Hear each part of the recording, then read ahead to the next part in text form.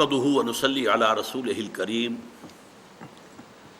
اما بعد فاعوذ بالله من الشيطان الرجيم بسم الله الرحمن الرحيم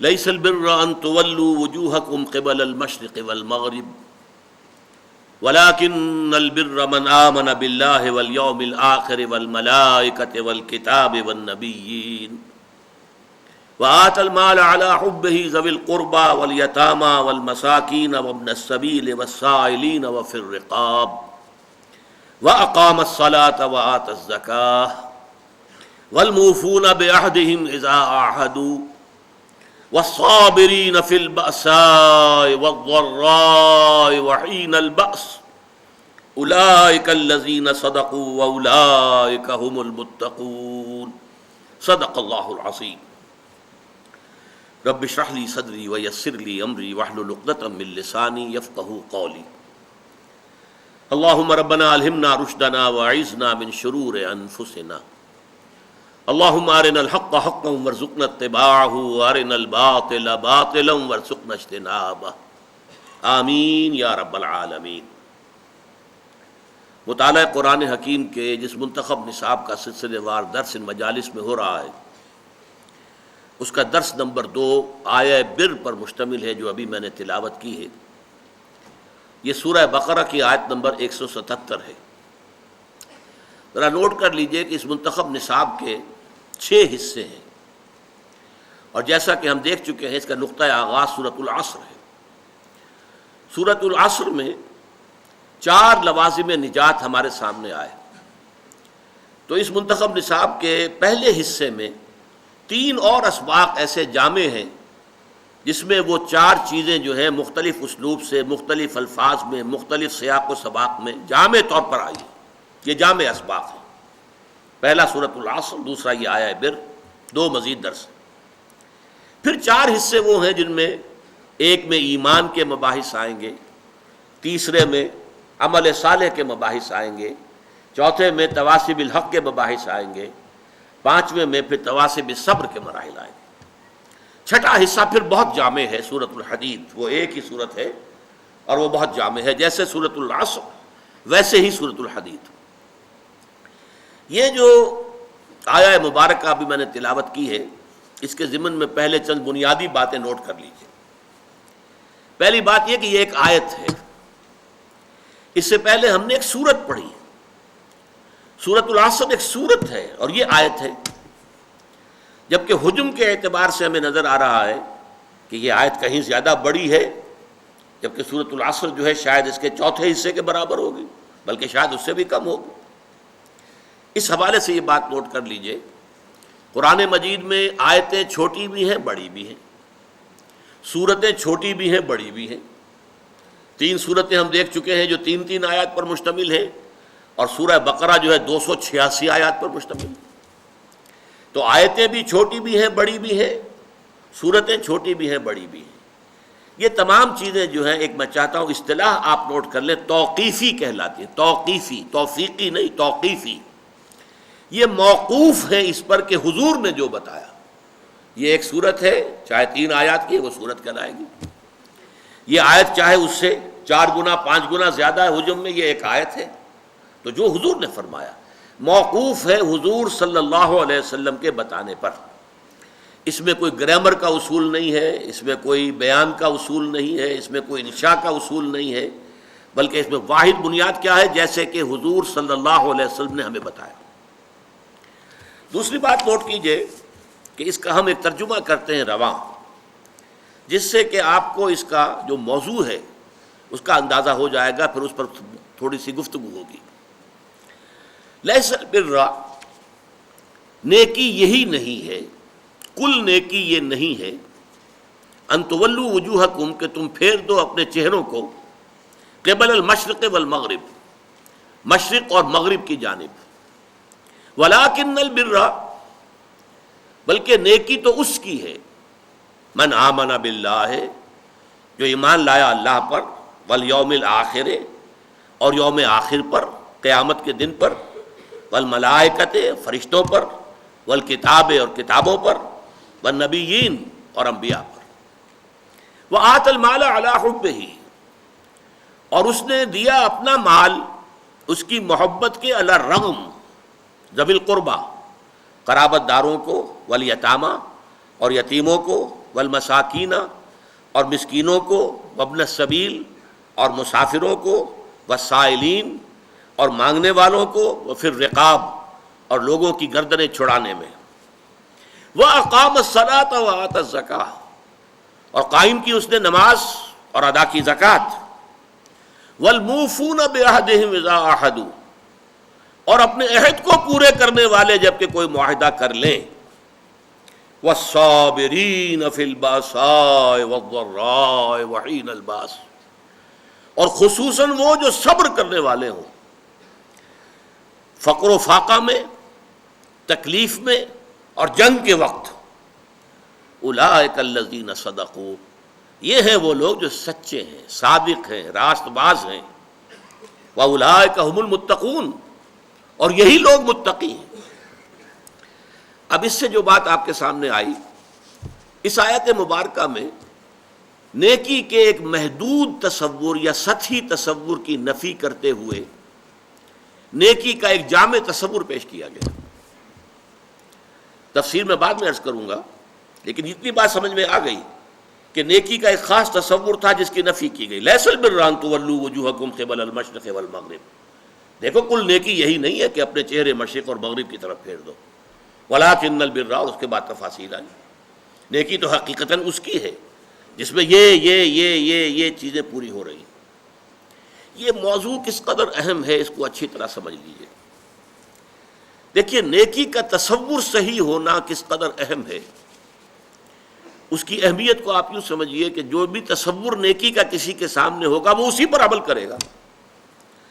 اگر کوئی محدود سا تصور ہے اس کے ہاں نیکی محدود درجے میں رہے گی، کوئی سطحی سا تصور ہے اس کے ہاں نیکی وہ سطحی رہے گی۔ اب مثال کے طور پر میں آپ کو بتاؤں، ہمارے ہاں عام طور پر الا ماشاء اللہ کٹر مذہبی قسم کے جو لوگ ہوتے ہیں وہ شریعت کے ظاہری احکام میں بہت سخت، بہت متشدد، ذرا سا ادھر سے ادھر ہو گیا، کسی نے حنفی مسجد میں رفع یدین کر لیا تو قیامت برپا ہو گئی، یہ کون آ گیا ہمارے یہاں؟ حالانکہ کون سی بڑی قیامت آ گئی اس میں؟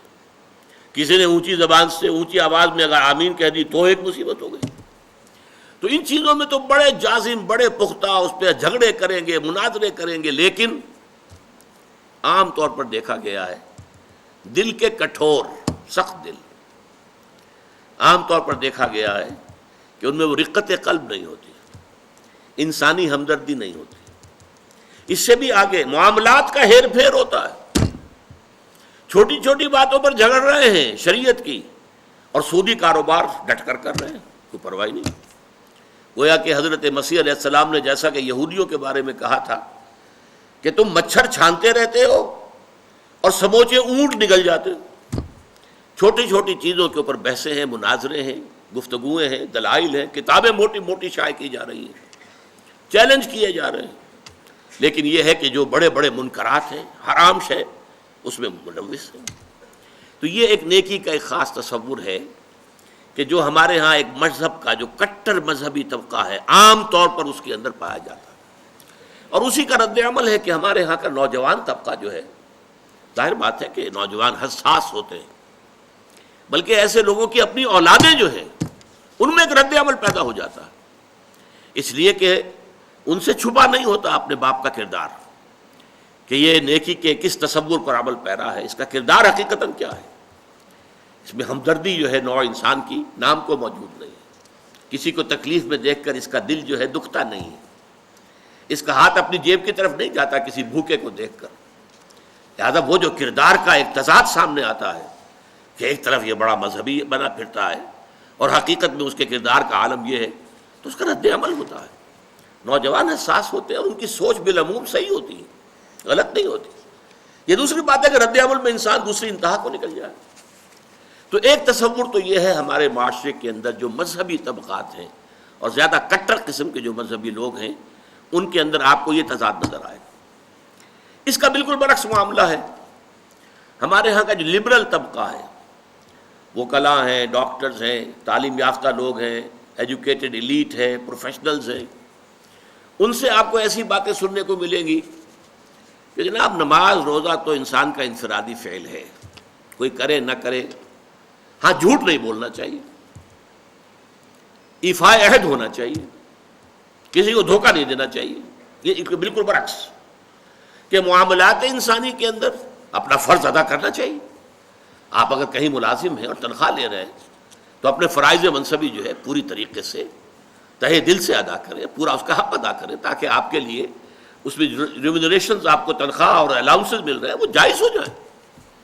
یہ وہ تصور ہے ان کے ہاں کہ جو نیکی کا ایک تصور جو ہمارے ہاں کے تعلیم یافتہ طبقات کے اندر نظر آتا ہے کہ وہ عبادات وغیرہ کی کوئی خاص اہمیت نہیں ہے. نماز روزہ تو ٹھیک ہے اپنے لیے ہے، جو شخص کر لے کر لے، نہ کرے کیا فرق پڑتا ہے، حالانکہ وہ فرائض ہیں دین کے. لیکن یہ ہے کہ اصل کردار، اصل جو نیکی ہے وہ تو یہ ہے. اب اس سے بھی آگے بڑھ کر میں آپ کو ایک تیسری شکل دکھانا چاہتا ہوں جو ہمارے معاشرے کے برے لوگ شمار ہوتے ہیں، جنہیں آپ گنڈے کہتے ہیں یا ڈاکو یا جیب تراش یا طوائفیں، جسم فروش عورتیں. ان کے ہاں بھی نیکی کا کوئی نہ کوئی تصور موجود ہوتا ہے. میں آپ سے عرض کروں گا کہ واقعہ یہ ہے کہ جیسے ہمیں جو ہماری طبعی زندگی ہے، ظاہری جسمانی زندگی کے لیے ہوا چاہیے، پانی چاہیے، غذا چاہیے. ہوا نہیں ملے گا بند ہو جائے گی تو مر جائے گا فوراً، وہ تو بہت جلدی مرے گا. پانی نہیں ملے گا تو چند دن شاید جھیل جائے، مرے گا. کھانا نہیں ملے گا تو شاید چند زیادہ دن جھیل جائے لیکن پھر مرے گا. تو جیسے ہماری اس زندگی کے لیے، جسمانی زندگی کے لیے، حیات جسمانی کے لیے ہوا، پانی، غذا لازم ہے، اسی طرح انسان کی باطنی زندگی کے لیے ایک لازمی شے یہ ہے کہ وہ اپنے ضمیر کو مطمئن کرے کہ اگرچہ میں بہت برا آدمی ہوں، میں بہت برا آدمی ہوں، میرا یہ کام غلط ہے، میرا یہ لیکن میں فلاں نیکی بھی تو کرتا ہوں نا. وہ نیکی کے کسی نہ کسی تصور کو، تاکہ اپنے ضمیر کو مطمئن کرے. ضمیر کی خلش جو ہے وہ در حقیقت اس کو چین نہیں لینے دے گی جب تک کہ وہ اپنے ضمیر کی خلش کو مٹانے کے لیے کہ میں برا ہوں، ٹھیک ہے، میں ڈاکو ہوں، لیکن دیکھو میں یتیموں کی پرورش کرتا ہوں، میں تو ان لوگوں کے ہاں ڈاکہ ڈالتا ہوں نا جنہوں نے دولت کے انبار جمع کر لیے، حرام خوری کے ذریعے سے لوگوں کا خون چوسا ہے. ان سیٹھوں نے، ان کارخانے داروں نے غریب مزدوروں کے خون سے اپنے یہ محل تعمیر کیے. ہم ڈاکہ وہاں ڈالتے ہیں. اور یہ نادو آپ نے سنا ہوگا، یہ کہانیاں ہیں کہ اپنے اپنے علاقوں کے یہ ڈاکو لوگ جو بڑے مشہور ہوئے ہیں ڈاکو، وہ اپنے اپنے علاقوں کے بیواؤں کے سرپرست، یتیموں کے سرپرست، وہاں خیر کے کام کرنے والے، تاکہ وہ اپنے ضمیر کو مطمئن کریں کہ ہمارے ہاں اگر یہ ہے تو یہ بھی ہے. آخر ہم نے نیکی کا ایک بندوبست تو کیا ہوا ہے نا. اس طرح جیب تراش آپ کو مل جائے گا. ان کے ہاں بھی ایک رولز آف کانڈکٹ ہیں.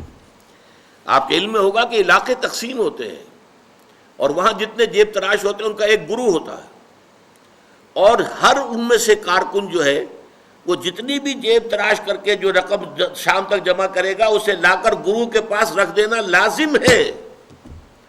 اگر اس میں سے کچھ رکھے گا تو بے ایمان ہے. یعنی جہاں تک جیب تراشی کا تعلق ہے اس میں بے ایمانی کا کوئی تعلق نہیں.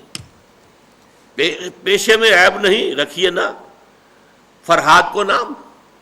پیشہ جو ہے وہ تو پیشہ ہے ہمارا، لیکن بے ایمان وہ شمار ہوگا کہ جس نے جو بھی کمائی دن بھر کی تھی وہ ساری لا کر گرو کے سامنے نہیں رکھ دی، پھر وہ گرو تقسیم کرے گا. یہ ان کے ہاں کے ہیں رولز آف کانڈکٹ ہے. ان میں ذرا سا ادھر سے ادھر ہو جائیں گے آپ تو ظاہر بات ہے کہ اس میں پھر اس کو بے ایمانی کہیں گے. مجھے یاد آ رہا ایک واقعہ ہمارے ہاں منٹگمری میں جو اب ساہیوال کہلاتا ہے. ایک خاتون تھی، اچھے گھرانے کی خاتون تھی، لیکن برے دن ان پر آئے. وہ ہمارے ہاں کچھ ہماری والدہ صاحبہ مرحومہ کا ہاتھ بٹانے کے لیے آ جاتی تھی، کام کرتی تھی، والدہ ان کی کوئی مدد کرتی رہتی تھی. انہوں نے لا کے ایک دن ہماری والدہ صاحبہ کے پاس، مرحومہ کے پاس، اگرچہ ہمیں معلوم نہیں ہوا، کچھ زیور رکھ دیا کہ میرا بیٹا ہے، اس نے یہ زیور تیار کیا اپنی شادی کے لیے، یہ آپ اپنے پاس رکھ لیجئے اور اس وقت فوری رقم ہمیں ضرورت ہے تو اتنی رقم خرچ دے دیجیے. والدہ نے دے دیا، معاملہ سمجھا جیسے کہ ہوتا ہے. بعد میں معلوم ہوا کہ وہ تو چوری کا مال تھا، اور اس کا بیٹا جو ہے وہ ایک طوائف کے ہاں ملازم تھا اور طوائف کی چوری کی. اب جب یہ معاملہ پولیس میں گیا تو پولیس کے سامنے جب یہ بات کھلی کہ مال تو ہے وہ ڈاکٹر اسرار صاحب کی والدہ کے پاس، میرے پاس آئی پولیس، میں نے کہا ہاں بھائی ہوا تو ہے، میں نے والدہ سے پوچھا، انہوں نے کہا ہاں ہے۔ وہ جا کر جو ہے وہاں پر ہم نے زیور رکھ دیا۔ وہاں میں نے دیکھا وہ طوائف وہاں موجود تھی۔ اب دیکھیے جسم فریب عورت ہمارے معاشرے میں ہم انہیں کتنا گھٹیا سمجھتے ہیں، لیکن وہاں وہ دھڑلنے سے بات کر رہی تھی کہ جیسے وہی کہ پیشے میں عیب نہیں، رکھیے نہ فرحات کو نام، یہ تو پیشہ ہے نا۔ اس نے اس لڑکے کے بارے میں کہا جی بڑا ہی چنگا لڑکا سے ہی بڑا کم کرتا رہا، پتہ نہیں کب بندہ جو ہے وہ بے ایمان بندے دیر ہی نہیں لگی۔ اب وہ بے ایمان اب ہوا جب کہ اس نے چوری کی، ورنہ ساری ایمانداری ان کے گھر کے اندر چل رہی تھی، پورا جو اس کا پروفیشن تھا اس میں بھی کوئی بری بات نہیں تھی۔ اور یہ آپ کو معلوم ہے کہ یہ طوائفیں جو ہے جب محرم کے دن آتے ہیں، تعزیے نکلتے ہیں، تو کالے کپڑے پہن کر جلوسوں کے ساتھ جانے والیاں، پھر یہ کہ سبیل لگانے والیاں، اور یہ کہ جو ہمارے ہاں اولیاء اللہ کے مقابر ہیں ان کے جو بھی مزارات ہیں ان پر جب عرس ہوتے ہیں تو وہاں جا کر دھمال کھیلنے والی ہیں، یہی ہے نا، وہ کام نیکی کا کر رہی ہیں۔ فلاں بزرگ کے ہاں جا کے گئی ہیں نا، وہاں جا کر دھمال کھیلا ہے، وہ تو اصل میں اپنے بزرگ کے ساتھ عقیدت کے حوالے سے کیا ہے، یا یہ کہ احترام ہو رہا ہے محرم کا۔ اس طریقے سے واقعہ یہ ہے کہ کوئی نہ کوئی نیکی کا تصور ہر برے سے برا انسان اپنے دل میں رکھتا ہے، تب اپنے آپ کو مطمئن کرتا ہے۔ اگر نہ ہو تو رات کو نیند نہیں آئے گی، آدمی پاگل ہو جائے گا، آدمی کی اندر سے شکست ہو جائے گی، شکست و ریخت ہو جائے گی اس کی شخصیت کی، ٹوٹ پھوٹ کر رہ جائے گا انسان اپنے اندر سے۔ تو یہ نیکی کے بہت سے تصورات ہیں جو ہمارے معاشرے کے اندر آج موجود ہیں۔ یہ ہے بہت اہم موضوع۔ یہاں اس سورہ آیت مبارکہ میں ایک خاص واقعہ جو ہے اس کا پس منظر ہے، اس کو سمجھ لیجئے کہ یہ موضوع یہاں زیر بحث کیسے آ گیا۔ یہ تیسرا نقطہ ہے، اس کو شان نزول بھی کہتے ہیں، اور در حقیقت یہ میں اس کے لیے لفظ استعمال کر رہا ہوں پس منظر۔ اس آیت کے پس منظر میں تحویل قبلہ کا جو واقعہ ہوا ہے وہ ہے، آپ کے علم میں ہوگا کہ حضور جب تک مکے میں رہے آپ نماز ایسے پڑھتے تھے، خانہ کعبہ کے جنوبی سمت میں کھڑے ہوتے تھے، جو رکن یمانی ہے، اور دوسرا وہ رکن ہے جس میں کہ حجر اسود نصب ہے۔ ان دونوں کے درمیان اگر کوئی شخص کھڑا ہوگا تو اس کو کہتے ہیں استقبال القبلتین، بیک وقت خانہ کعبہ بھی سامنے ہے اور بالکل سیدھ میں بیت المقدس بھی سامنے ہے۔ استقبال القبلتین مکے میں رہتے ہوئے ممکن تھا، اس لیے کہ اگر آپ خانہ کعبہ کے جنوب میں کھڑے ہیں تو آپ کے سامنے کعبہ ہے اور اسی سیدھ کے اندر بیت المقدس بھی ہے۔ لیکن جب آپ ہجرت فرما کر تشریف لے آئے مدینہ منورہ، اب مدینہ منورہ کے جنوب میں ہے بیت اللہ، خانہ کعبہ مکہ مکرمہ، اور شمال میں ہے بیت المقدس، لہذا اب استقبال القبلتین تو ممکن نہیں۔ اب یہ ہم نہیں جانتے، نہیں کہہ سکتے کہ آیا یہ کسی وحی خفی کی بنیاد پر ہوا، اس لیے قرآن میں کوئی وحی جلی موجود نہیں ہے، یا یہ حضور کا اپنا اجتہاد تھا جس سے کہ اللہ تعالیٰ نے پھر ریکگنائز کر لیا، اس کو منظور کر لیا۔ لیکن حضور نے مدینے جا کر نماز پڑھنی شروع کی بیت المقدس کی طرف رخ کر کے، شمال کی طرف، اور خانہ کعبہ پشت پر ہے۔ یہ چیز شاخ گزر رہی تھی ان لوگوں کو جو مکے سے چل کر آئے تھے، جتنی محبت انہیں خانہ کعبہ سے تھی اس کا ہم اندازہ نہیں کر سکتے۔ خود حضور جب روانہ ہوئے تھے مکے سے ہجرت کے لیے تو آپ خانہ کعبہ کے پردے پکڑ کر چمٹ کر آپ نے کہا تھا کہ اے کعبہ تجھے معلوم ہے، اے بیت اللہ تو جانتا ہے مجھے تجھ سے کتنی محبت ہے، لیکن یہاں کے لوگ مجھے یہاں نہیں رہنے دے رہے، میں یہاں سے جانے پر مجبور ہوں، یہ تجھ سے ہجرت کر کے جا رہا ہوں۔ اس حوالے سے سب کو پسند تھا، لیکن یہ کہ نماز پڑھ رہے ہیں خانہ کعبہ کی بجائے بیت المقدس کی طرف رخ کر کے۔ اس کے بعد 16-17 مہینے کے بعد قرآن مجید میں حکم آ گیا، قد نرى تقلب وجهك في السماء فلنولينك قبلة ترضاها فول وجهك شطر المسجد الحرام۔ اے نبی ہم آپ کے چہرے کا بار بار آسمان کی طرف اٹھنا دیکھتے رہے ہیں۔ حضور انتظار کر رہے تھے کہ کب حکم آئے کہ ہم خانہ کعبہ کی طرف رخ کر لیں۔ اس سے میرا گمان یہ ہے کہ وحی خفی کی بنیاد پر حضور کا فیصلہ تھا۔ قرآن مجید میں جو وحی آ گئی ہے شامل ہے، اسے وحی جلی کہتے ہیں، اور حضور پر اور بھی وحی ہوتی تھی، وحی خفی جو قرآن مجید میں شامل نہیں ہے۔ بہت سی احادیث در حقیقت وہ وحی ہی پر مبنی ہے، لیکن وہ باللفظ نہیں ہے، بالمعنی ہے، اور وہ وحی جلی نہیں ہے، وحی خفی ہے۔ تو یہ معلوم ہوتا ہے وحی خفی کی بنیاد پر تھا، لیکن حضور پر بھی شاخ گزر رہا تھا اور مکے والوں پر بھی شاخ گزر رہا تھا، اور حضور بار بار آسمان کی طرف نگاہ اٹھاتے تھے کب جبرائیل آئیں اور کب یہ حکم ہو کہ ہم اپنا رخ بدل دیں اور بجائے شمال کی طرف رخ کر کے نماز پڑھنے کے جنوب کی طرف رخ کر کے نماز پڑھیں۔ تو اللہ فرماتا ہے قد نرا تقلب وجهك في السماء فلنولينك قبلة ترضاها۔ اے نبی ہم دیکھتے رہے ہیں آپ کے چہرے کا آسمان کی طرف بار بار اٹھنا، تو لیجئے ہم بدل دیتے ہیں، آپ کا چہرہ کر دیتے ہیں رخ خودی طرف جو آپ کو پسند ہے۔ فول وجهك شطر المسجد الحرام، تو اب اپنا رخ پھیر دیجئے مسجد حرام کی طرف۔ فیصلہ حکم آ گیا۔ اب یہاں نوٹ کیجئے، یہاں وہ جو مذہبی ایک خاص ذہنیت تھی جس کا میں نے پہلے ذکر کیا تھا، جن کے نزدیک ظواہر کی بہت اہمیت ہے۔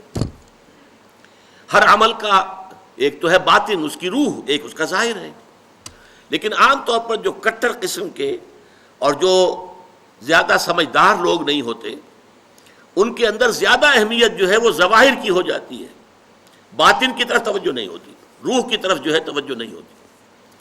تو کچھ نہ کچھ مسلمانوں میں بھی ایسے حضرات تھے، لیکن اس سے بڑھ کر یہودیوں نے ایک طوفان اٹھا دیا۔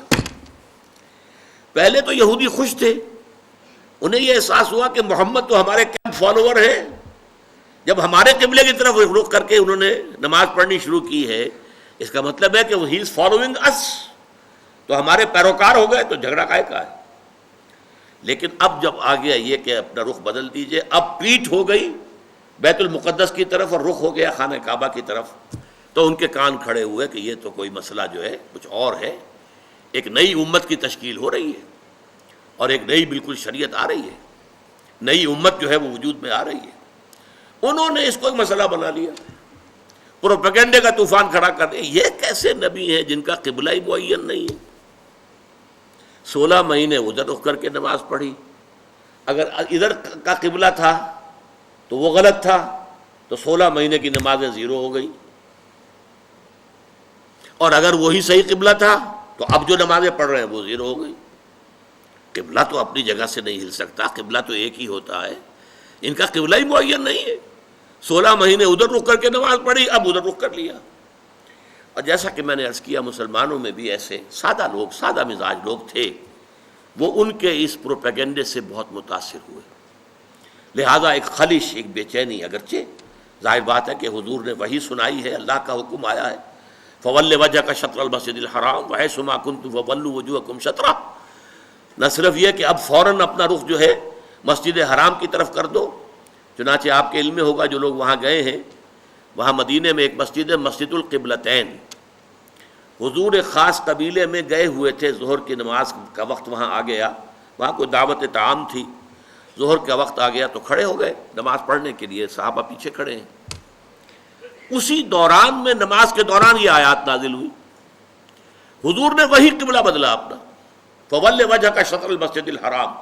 اب حکم الہی آنے کے بعد تو تاخیر 1 منٹ کی بھی جائز نہیں، تو فوراً آپ نے رخ بدل لیا اور تمام نمازیوں نے بھی رخ بدل لیا۔ اس لیے اس مسجد میں 2 طرف محرابیں بنی ہوئی ہیں، ایک محراب جو ہے وہ شمال کی طرف ہے بیت المقدس کی طرف، اور ایک محراب ہے مکے کی طرف جنوب کی جانب، اس لیے اس کو کہتے ہیں مسجد القبلتین، 2 قبلوں والی مسجد۔ لیکن یہاں حکم یہ بھی ہے وَأَيْنَمَا تَكُونُوا جہاں کہیں بھی تم ہو فَوَلُّوا وُجُوهَكُمْ شَطْرَهُ، اے مسلمانوں جہاں کہیں بھی ہو اپنا رخ مسجد حرام کی طرف کرو۔ اب ظاہر بات ہے کہ اس پر جب عمل ہو گیا تو صحابہ نے عمل تو کیا، دل میں کچھ دغدغہ رہا، کچھ پریشانی رہی، خاص طور پر یہ بات کہ اگر اصل قبلہ یہ تھا اور یہ ہے جو آج ہو گیا ہے، تو پھر ہماری نمازوں کا کیا بنے گا؟ ہماری نمازیں 16 مہینے کی ضائع ہو گئی، غلط قبلے کی طرف پڑھی گئی. اسی لیے اسی مقام پر کہا گیا ہے وَمَا كَانَ اللَّهُ لِيُضِيعَ إِيمَانَكُمْ، نہیں اس وسوسے کو قریب نہ آنے دو. نماز تو عین ایمان ہے، نماز ضائع ہو گئی تو ایمان ضائع ہو گیا نہیں. اس وقت حکم وہ تھا، اس پر عمل کرنا تقاضا تھا دین کا. اب حکم یہ ہے، اب اس پر عمل کرنا تقاضا ہے دین کا. نہ وہ غلط تھا نہ یہ غلط ہے. تم کسی سمت سے نہ بندھ جاؤ، تم ظاہر کے ساتھ زیادہ جو ہے اپنے آپ کو وابستہ نہ کر لو. نماز کی اصل روح، دین کی اصل روح تو کیا ہے؟ اللہ پر ایمان، اللہ کا یقین، رسول کی اطاعت، رسول کا فرمان. پہلے وہ تھا تو اللہ تعالیٰ نے مکے والوں کا امتحان لے لیا تھا کہ آیا وہ اپنے آبائی، اس لیے کہ مکہ جو ہے اور بیت اللہ جو ہے وہ تو ان کا سمجھیے کہ قومی شعار کے درجے کے اندر رکھنے والی چیز تھی، قومی شعائر میں سے. اب اس کی طرف پشت کرنا سب پر بھاری گزرا. لیکن یہ کہ وہ رسول کے ساتھیوں کے پورے بندھے ہوئے تھے، تو جو حکم رسول کا وہ انہوں نے قبول کیا. اور اب ان لوگوں کے لیے امتحان آ گیا جو مدینے میں رہتے تھے اور یہود کے زیر اثر تھے، اور اس کی وجہ سے بیت المقدس کا مقام ان کی نگاہوں میں بہت اونچا تھا. اب اس کی طرف پیٹ کرنی پڑ رہی ہے. تو ان کے ایمان کا جو ہے وہ اللہ تعالیٰ نے امتحان لے لیا، اور تمام صحابہ جو ہیں دونوں امتحانوں میں ثابت قدم اور کامیاب ہوئے. اب لیکن اس خلش کو مٹانے کے لیے اب دیکھیے عجیب ہے یہ بات. یہ مسئلہ آج ہمیں معلوم ہوتا ہے کہ بڑا ہی چھوٹا سا مسئلہ ہے. جب یہ مسئلہ آیا تھا تو یہ چھوٹا نہیں تھا، بہت بڑا مسئلہ تھا، بہت بڑا مسئلہ تھا. خاص طور پر وہ جو ایک ذہنیت ہے کہ جو دین کے اعمال ہیں ان کی روح کی بجائے ساری نگاہ جو ہے وہ اس کے ظاہر سے وابستہ ہو جاتی ہے، اس کے لیے یہ معاملہ بہت کٹھن تھا. یہی وجہ ہے اس قرآن مجید میں آپ کے علم میں ہوگا پورے 2 رکوع ہیں تحویل قبلہ کے اوپر. حالانکہ آج ہمارے نزدیک کوئی بڑا مسئلہ نہیں تھا، لیکن یہ کہ وہاں اس وقت ڈی فیکٹو جو اس وقت کی سچویشن تھی اس میں اس کی اتنی اہمیت تھی، دلوں پہ جو کیفیت گزر رہی تھی اس کا جو ہے صحیح طور سے اس کا علاج اور اس کا معالجہ اور مداوع ضروری تھا. 2 رکوع جو ہے، رکوع 17واں اور 18واں، دوسرے پارہ سیقول کے پہلے 2 رکوع خاص اسی پر ہے جس تکرار کے ساتھ فَوَلُّوا وُجُوهَكُمْ شَطْرَهُ فَوَلُّوا وُجُوهَكُمْ شَطْرَهُ. اس سے 2 رکوع پہلے ایک بات کہی گئی، یہ آپ کو ملے گا 14ویں رکوع کے اندر وَلِلَّهِ الْمَشْرِقُ وَالْمَغْرِبُ فَأَيْنَمَا تُوَلُّوا فَثَمَّ وَجْهُ اللَّهِ. دیکھو لوگو، مشرق اور مغرب سب اللہ کے ہیں، تم جدھر بھی رخ کرتے ہو وہ اللہ کا رخ ہے. اللہ کسی رخ میں محدود نہیں ہے. کیا مغرب صرف اللہ کا رخ ہے، مشرق نہیں ہے؟ آج آپ کو معلوم ہے کہ ہم پڑھتے ہیں مغرب کی طرف، اور امریکہ والے یا افریقہ والے وہ مشرق کی طرف نماز رخ کرتے پڑھتے ہیں. تو مشرق و مغرب سے کوئی فرق واقع نہیں ہوتا. اور دوسرے یہ کہ کوئی قبلے کی سمت معین کر دینا، اس کا مطلب یہ نہیں اللہ اس سمت میں محدود ہے، بلکہ یہ تو تمہاری ہم آہنگی کے لیے، یکسانی کے لیے، یک رنگی کے لیے.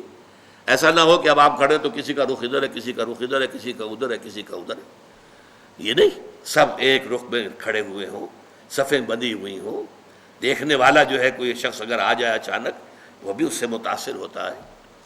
ایک فرانسیسی سیاح صرف اس منظر کو دیکھ کر ایمان لے آیا تھا. وہ آیا تھا مصر سیاحت کے لیے، اور وہ جو بہت بڑا وہاں کا دارالعلوم ہے جامع الازہر، اس کی جو جامع مسجد ہے اس کے وہ مینار پر چڑھ گیا. عصر کا وقت تھا. مینار کے اوپر سے اس نے منظر دیکھا، صحن میں عصر کی جماعت ہو رہی تھی.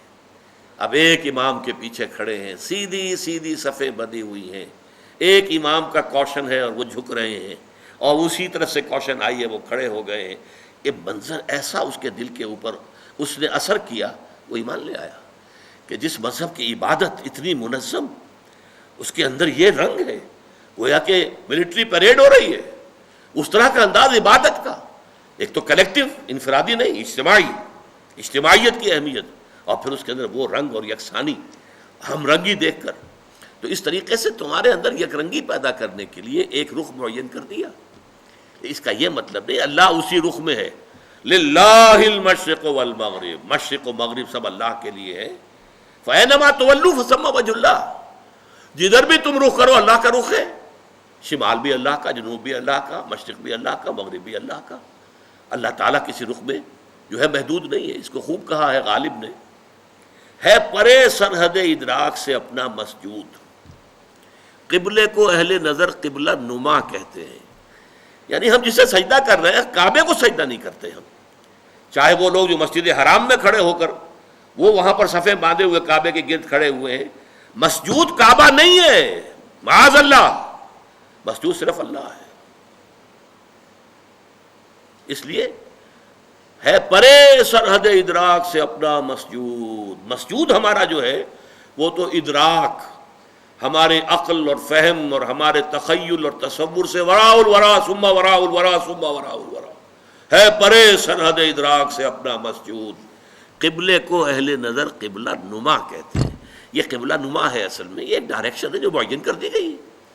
بس یہ ہے، اس سے زیادہ اس کی اہمیت نہ سمجھو.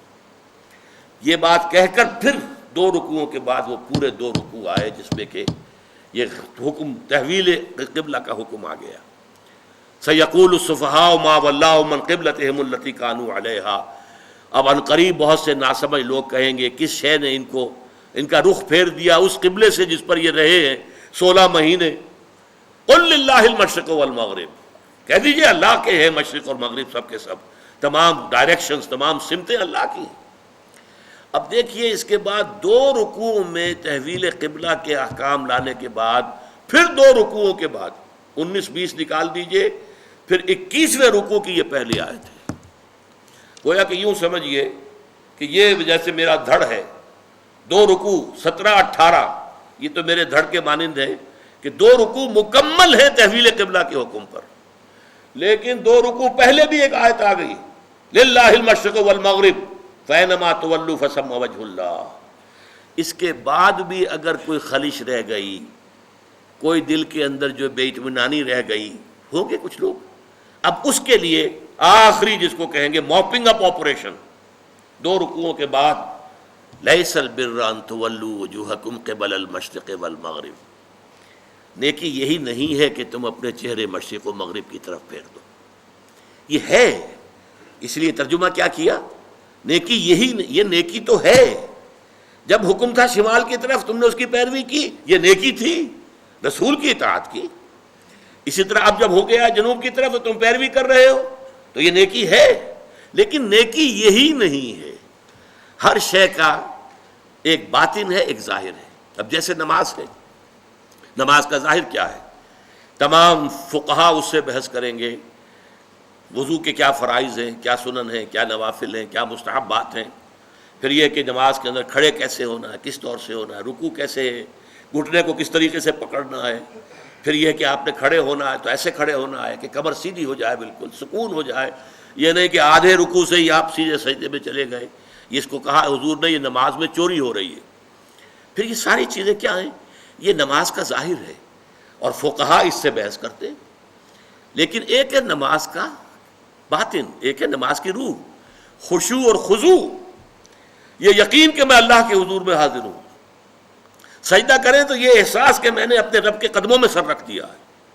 یہ کیفیت جو ہے خشوع اور خضوع کی اور حضور قلب کی، اگر یہ نہیں ہے تو چاہے فقہی اعتبار سے 100% صحیح نماز آپ نے پڑھ لی تو نماز کا فرض تو ادا ہو گیا، اس کا ثواب آپ کو مل جائے گا. لیکن نماز کی جو نورانیت ہے، اس کی جو برکات ہے، جس کے بارے میں فرمایا گیا کہ الصلاۃ معراج المومنین، یہ تو اہل ایمان کے لیے معراج کے درجے کی شے ہے. لہٰذا وہ کیفیت آپ کو حاصل نہیں ہوگی. تو ہر شے کا ایک ظاہر ہے ایک باطن ہے. ایک اس کے ظاہری احکام ہے جن سے بحث کرتے ہیں فقہا، فقہ بحث کرتی ہے، شریعت بحث کرتی ہے. دوسرے داخلی کیفیات ہیں، ظاہر بات ہے فقہ اس سے بحث نہیں کر سکتی. اب جیسے نماز ہے، نماز کا ظاہر کیا ہے؟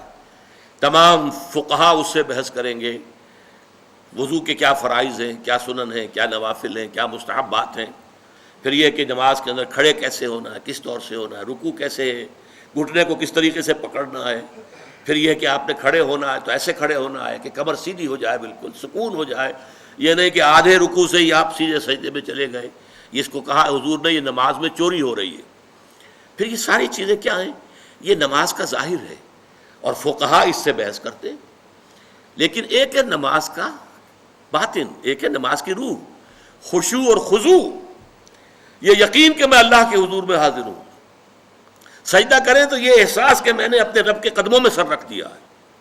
یہ کیفیت جو ہے خشوع اور خضوع کی اور حضور قلب کی، اگر یہ نہیں ہے تو چاہے فقہی اعتبار سے 100% صحیح نماز آپ نے پڑھ لی تو نماز کا فرض تو ادا ہو گیا، اس کا ثواب آپ کو مل جائے گا، لیکن نماز کی جو نورانیت ہے، اس کی جو برکات ہے، جس کے بارے میں فرمایا گیا کہ الصلاۃ معراج المومنین، یہ تو اہل ایمان کے لیے معراج کے درجے کی شے ہے، لہٰذا وہ کیفیت آپ کو حاصل نہیں ہوگی. تو ہر شے کا ایک ظاہر ہے، ایک باطن ہے. ایک اس کے ظاہری احکام ہے جن سے بحث کرتے ہیں فقہا، فقہ بحث کرتی ہے، شریعت بحث کرتی ہے. دوسرے داخلی کیفیات ہیں، ظاہر بات ہے فقہ اس سے بحث نہیں کر سکتی. قانون، فقہ تو قانون کو کہتے ہیں نا، قانون جو ہے وہ آپ کے داخلی کیفیات سے بحث نہیں کر سکتا. آپ نے جرم کیا، کس لیے کیا، کیوں کیا، اس سے کوئی بحث نہیں. جرم کیا، اس کی سزا ہے، وہ ملے گی آپ کو. لہذا قانون جو ہے اس کا دائرہ علیحدہ ہے اور حقیقت کا دائرہ اور ہے. ہمارے ہاں ان کو عام طور پر کہا جاتا ہے صوفیہ، مرشد لوگ، جو کچھ اندرونی اور باطنی اصلاح کی طرف لوگوں کو توجہ دلاتے ہیں، روح درست ہو جائے، واقعتاً اللہ تعالیٰ کی محبت پورے وجود میں سرایت کر جائے. واقعی جب کھڑے ہوں اللہ کے حضور میں تو معلوم ہو کہ اللہ کے سامنے کھڑے ہیں، اور ایک لرزہ طاری ہو جائے. حضرت علی رضی اللہ تعالیٰ عنہ جب کھڑے ہوتے تھے نماز میں تو جسم جو ہے کانپتا تھا، اور سارے پٹھے جو ہیں بہت ہی، حالانکہ آپ کا جسم بہت مضبوط تھا، بہت سخت، لیکن وہ نرم پڑ جاتے تھے.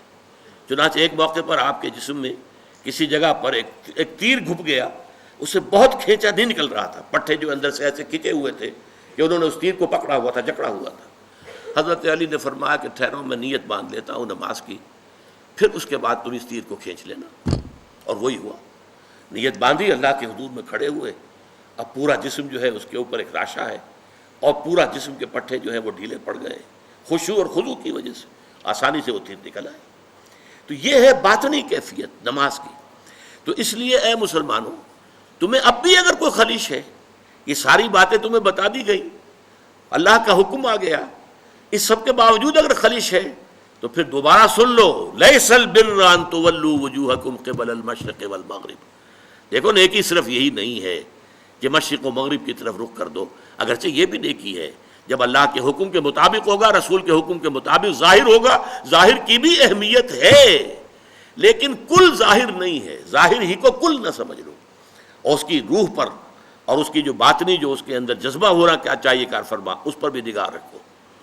وَلَٰكِنَّ الْبِرَّ مَنْ آمَنَ بِاللَّهِ وَالْيَوْمِ الْآخِرِ. اب نیک یہاں پہ در حقیقت وَلَٰكِنَّ الْبِرَّ بِرُّ مَنْ آمَنَ بِاللَّهِ اس میں حذف کر دیا گیا ہے، بلکہ نیکی، حقیقی نیکی تو اس کی ہے جو، اب یہاں ظاہر بات ہے کہ اس سے آگے آج ہمارا وقت ختم ہونے والا ہے، اب اگلے اتوار کو اصل میں تو پڑھنا ہے.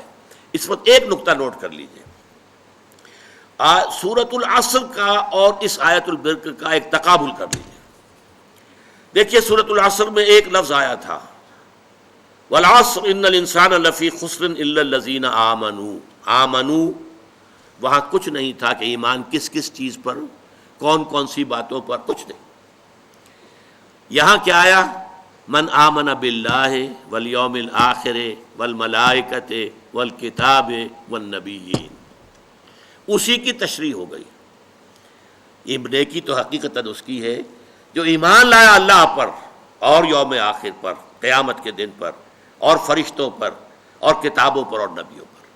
تو اس کی میں مثال دیا کرتا ہوں کہ جیسے ایک بند کلی ہو، کلی ابھی بند ہے، موتیے کی ہے، چمیلی کی ہے، کلی ہے، بند ہے، گلاب کا کلی ہے، بند ہے، اس کے اندر پتیاں موجود ہوتی ہیں. آپ زبردستی کھول کے دیکھیں گے تو نظر آ جائے گا پتیاں تو ہیں، پتیاں ظاہر نہیں ہوئیں. وہ کلی کھلی، پھول بنا، اب پتیاں ظاہر ہو گئی. تو وہاں ایمان جو ہے وہ بند کلی کے مانند تھا، ان الانسان لفی خسر الا الذین آمنوا. لیکن اس ایمان کی کلی کے اندر جو 5 پتیاں موجود تھیں وہ کھل گئیں یہاں پر آ کر. وَلَٰكِنَّ الْبِرَّ مَنْ آمَنَ بِاللَّهِ وَالْيَوْمِ الْآخِرِ وَالْمَلَائِكَةِ وَالْكِتَابِ وَالنَّبِيِّينَ. تفصیلی بحث اس پر بعد میں ہوگی. اس کے بعد وہاں لفظ کیا تھا؟ وَعَامِلُوا الصَّالِحَاتِ. اس عمل الصالحات کے اب یہاں پر 4 شاخیں آ رہی ہیں. اس کی تمثیل بہترین میرے نزدیک ہے کہ درخت کا ایک تنا ہے، اس میں ایک شاخ نکلی، دوسری نکلی، تیسری نکلی، چوتھی نکلی، 4 شاخیں. عمل صالح کی 4 شاخیں آ رہی ہیں جو یہاں پر آ رہی ہیں. سب سے پہلی کیا ہے؟ وآت المال علی حبہ ذوی القربى والیتامى والمساکین وابن السبیل والسائلین وفی الرقاب. اس کا ایک جامع لفظ لائیں گے تو انسانی ہمدردی. سب سے پہلا جو ہے، پہلی شاخ، اہم ترین شاخ انسانی ہمدردی ہو، کہ انسان کسی کو دکھ میں دیکھے تو خنجر چلے کسی پہ، تڑپتے ہیں ہم امیر، سارے جہاں کا درد ہمارے جگر میں ہے. اسی کو ہمدردی کہتے ہیں. ہمدردی کیا معنی؟ ہم جماعت، ہم عصر، ایک زمانے کے لوگ، ایک جماعت میں پڑھنے والے طالب علم، ہم جماعت، ہم درد، جن کا درد کامن ہو جائے. تکلیف آپ کو ہو رہی ہے، میں بھی محسوس کر رہا ہوں اس تکلیف کو اپنے دل میں، اس کا نام ہمدردی ہے. اگر کوئی بھوکا ہے، پیاسا ہے، غریب ہے، کسی کے تن پر کپڑا نہیں ہے، کوئی ہاتھ دراز کر رہا ہے آپ کے سامنے، اپنی عزت نفس ہتھیلی پر رکھ کر آپ کے سامنے پیش کر دی ہے، کوئی جکڑا گیا ہے، کوئی غلام ہے، اسے چھڑانے کے لیے پیسہ خرچ کرنا ہے، یا کوئی شخص ہے جو قرض کے اندر اس طرح بندھ گیا ہے کہ جتنی بھی حرکت کرتا ہے، ہاتھ پاؤں مارتا ہے، کچھ اور ہی الجھتا چلا جاتا ہے. اس کو کہیں ایک بڑی سی کوئی امداد دے کر ایک دفعہ اس سے چھٹکارا دے دیا جائے، بجائے اس کے کہ اسے صرف اس کی مینٹیننس کے لیے کچھ تھوڑی تھوڑی خیرات دی جاتی رہے. ایک یکمشت جو ہے وہ بڑی، یہ سارے ہیں. وَلَٰكِنَّ الْبِرَّ مَنْ آمَنَ بِاللَّهِ وَالْيَوْمِ الْآخِرِ وَالْمَلَائِكَةِ وَالْكِتَابِ وَالنَّبِيِّينَ. اور عمل صالح میں سب سے پہلے مقدم ترین، یہ بڑی اہم بات ہے، اس پر تفصیل سے گفتگو ہوگی بعد میں. اور دیا اس نے مال اس کے محبت کے علی الرغم، مال ہر ایک کو محبوب ہے، لیکن وہ آدمی اپنا مال دے رہا ہے، وہ نیک اگر حقیقتاً ہے، کس کو دے رہا ہے؟ اپنے غریب قرابت داروں کو سب سے پہلے وہ ہیں، پھر یتیم، مسکین، مسافر. حالت مسافرت میں یہ کیفیت عام طور پر طاری ہو جاتی ہے کہ آدمی کو ضرورت ہوتی ہے مدد کی. وسائلین، مانگنے والے، وفر رقاب، گردنوں کے چھڑانے. دوسری شاخ واقام الصلاۃ، نماز قائم کی. تیسری شاخ وآت الزکاۃ، زکوٰۃ ادا کی. یہ دو عبادات کی شاخیں ہو گئی. پہلی شاخ انسانی ہمدردی، دوسری دو شاخیں عبادات میں جو اصل ہے، بنیادی ہیں، صلاۃ اور زکوٰۃ. نمبر 3 والموفون بعہدہم اذا عاہدوا. یہ بھی عمل کی ایک بات ہے. جب کوئی معاہدہ ہو جائے، کوئی کانٹریکٹ ہے، کوئی پرومس ہے، اس کو پورا کرنا. اس میں سٹریم لائننگ ہو جاتی ہے، اس لیے کہ تمام معاملات جو انسانی ہیں وہ معاہدے کے بل پر چلتے ہیں، کانٹریکٹ کے بیسس پر چلتے ہیں. کوئی بڑا بلڈنگ کا کام ہے، کوئی بڑا کاروبار ہے، کانٹریکٹ ہے، سپلائی کا کانٹریکٹ ہے وغیرہ، امپلائی کانٹریکٹ ہے، یہ کانٹریکٹس ہیں. ایک ملازم آپ نے رکھا ہے، وہ شام تک کام کرے گا اور شام کو آپ اسے 100 روپے دیں گے، یہ کانٹریکٹ ہے. کانٹریکٹ کو پورا کرنا، معاہدوں کو پورا کرنا، گویا کہ سٹریم لائننگ ہو جائے پورے کے پورے معاشرے کے اندر. جو باہمی معاملات ہیں، بین الانسانی تعلقات، اس میں عہد کی پابندی. اور آخری بات یہ صبر جو سورۃ العصر میں ہے، وَتَوَاصَوْا بِالصَّبْرِ وَالصَّابِرِينَ فِي الْبَأْسَاءِ وَالضَّرَّاءِ وَحِينَ الْبَأْسِ. صبر کرنے والے فقر و فاقہ میں. وَلَنَبْلُوَنَّكُمْ بِشَيْءٍ مِّنَ الْخَوْفِ وَالْجُوعِ وَنَقْصٍ مِّنَ الْأَمْوَالِ وَالْأَنفُسِ وَالثَّمَرَاتِ. ہم لازماً تمہیں آزمائیں گے، کچھ خوف سے، کچھ بھوک سے، کچھ جانی اور مالی نقصانات سے. اس راستے میں آئے ہو اگر، تو اب قدم قدم پر امتحان آئیں گے، تمہیں آزما لیا جائے گا کہ واقعتاً تم ایمان لائے ہو. تو چاہے فقر و فاقہ ہو، چاہے تکلیفیں ہوں، اور چاہے جنگ میں نقد جان ہتھیلی پر رکھ کر پیش کرنا پڑے، اپنے آپ کو اپنی حاضر ہو جانا پڑے، ثابت قدم رہنا. اولئک الذین صدقوا، یہ ہیں راست باز لوگ. یہ اگر کوئی نیکی کا اگر کوئی دعویٰ کریں تو پھر سچے ہیں، نیکی کا دعویٰ کرنے میں سچے ہیں، اگر یہ ہے کردار. اب یہ پوری انسانی شخصیت کا حیولہ سامنے آیا ہے. یہ تمام چیزیں اگر کسی شخصیت میں موجود ہیں، ایک پوری کردار نگاری جو ہے اس آیت کے اندر ہو گئی ہے. وَأُولَٰئِكَ هُمُ الْمُتَّقُونَ، اور یہی لوگ متقی ہیں. تمہارا تصور تقویٰ کچھ اور ہے، خاص وضاقتہ ہو، خاص لباس ہو، خاص انداز ہو اٹھنے بیٹھنے کا، تو بس وہ فلاں شخص بڑا متقی ہے. متقی یہ ہے جس میں یہ سارے اوصاف ہوں. یہ ہے ایک جامع شخصیت. اور واقعہ یہ ہے نیکی کے موضوع پر یہ قرآن حکیم کا جامع ترین مقام ہے نیکی کی اصل حقیقت کو سمجھنے کے لیے، اور یہ کہ اس کے اوپر واقعتاً قرآن کا تصور نیکی کا کے موضوع پر صرف اس ایک آیت کی روشنی میں مکمل تصنیف کی جا سکتی ہے، مکمل کتاب لکھی جا سکتی ہے۔ تو اس کے جو مختلف اجزاء جو آج ہم نے صرف نوٹ کیے ہیں، اب ان پر تفصیل سے گفتگو اگلے اتوار کو ہوگی۔ بارک اللہ لی ولکم فی القرآن العظیم ونفعنی وإیاکم بالآیات والذکر الحکیم۔